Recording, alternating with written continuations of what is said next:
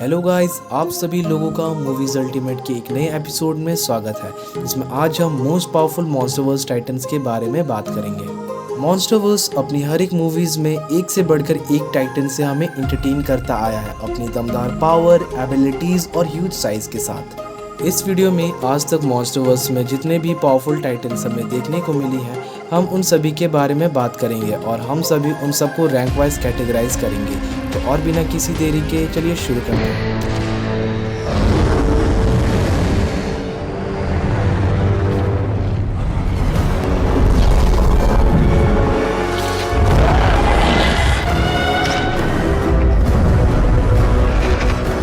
तो हमारी लिस्ट पे 13वें नंबर पर आने वाले टाइटन का नाम स्कायला है, जो कि एक सेलाफोर्ड टाइटन है और दिखने में एक जायंट स्पाइडर की तरह दिखता है, जिसको कि हमने सबसे पहले 2019 में गॉडजिला किंग ऑफ मॉन्स्टर्स में देखा था और फिर ये हमें 2024 में आई Godzilla x Kong the new empire में देखने को मिली। ये टाइटन उन्हीं टाइटन्स में से एक है जो कि गिडोरा के कारण अवेकन हुई और इसे सबसे पहले सिडोना एरिजोना में देखा गया।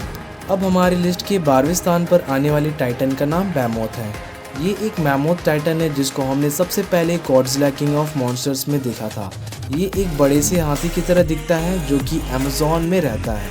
ये वही टाइटन है जिसके कारण साइंटिस्ट सरप्राइज हो गए क्योंकि इसके बॉडी से निकलने वाली रेडिएशन से जितने भी डिफॉरेस्ट एरिया थे वो सभी रिस्टोर्स होने लगी थी। फिर हमारे लिस्ट के 11वें स्थान पर आने वाले टाइटन का नाम मैथुसेलन है, जो कि एक giant animal plant rock hybrid Titan है जो कि साइज में एक बड़े से पहाड़ जितना बड़ा है।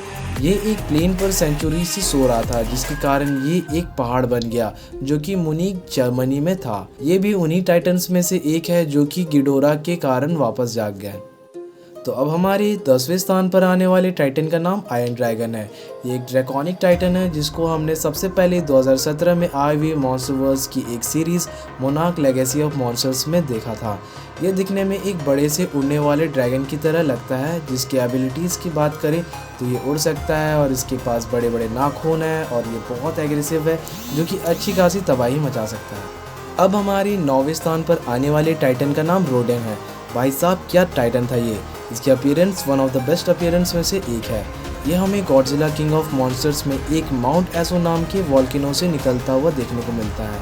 इसकी एबिलिटीज़ की बात करें तो इसके पास साइक्लोनिक ड्रिफ्ट स्ट्रीम्स, जिसकी एक झोंके से तूफान जितनी तेज़ विंड वेव्स उठती हैं, और इसके पास extreme heat resistance, flight, sharp beaks, sharp talon, speed, agility, strength जैसी एबिलिटीज़ हैं। हमारी लिस्ट पर नेक्स्ट टाइटन का नाम मोथरा है। इसे क्वीन ऑफ मॉन्स्टर्स भी कहा जाता है।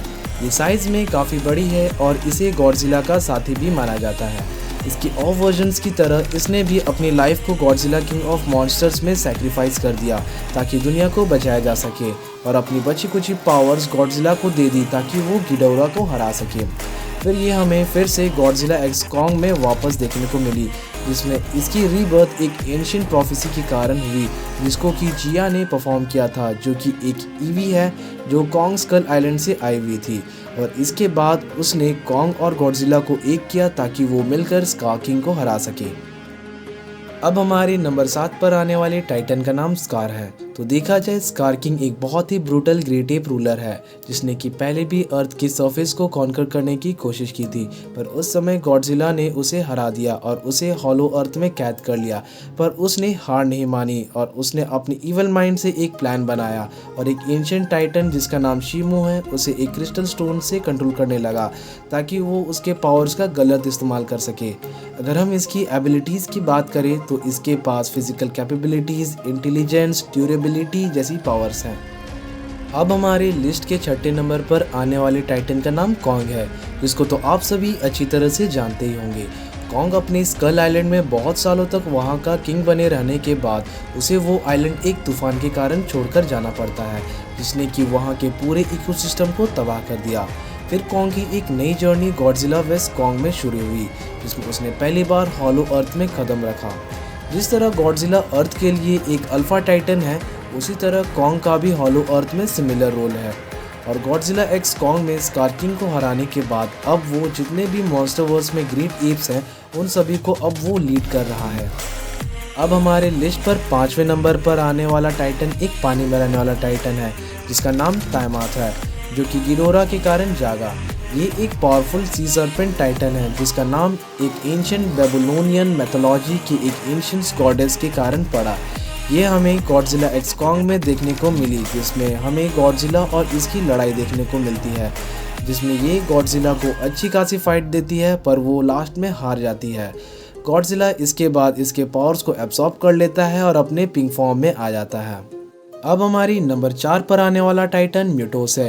ये मॉन्स्टरवर्स का सबसे पहला विलन है और हम अगर मेल और फीमेल म्यूटोस की बात करें तो फीमेल म्यूटोस मेल म्यूटोस से ज़्यादा पावरफुल होती है। मेल और फीमेल म्यूटोस की जोड़ी गॉडजिला की बहुत पुरानी दुश्मन मानी जाती है।